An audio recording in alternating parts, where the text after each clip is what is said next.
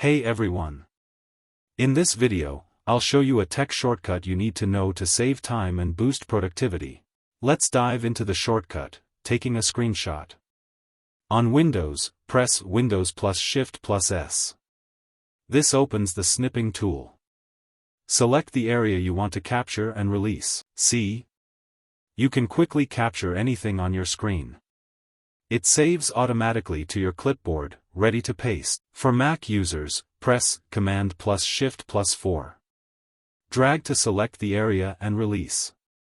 The screenshot saves to your desktop. For Mac users, press Command plus Shift plus 4. Drag to select the area and release. The screenshot saves to your desktop. That's it. A quick and essential tech shortcut you need to know. Like and subscribe for more tips on CyberTheo.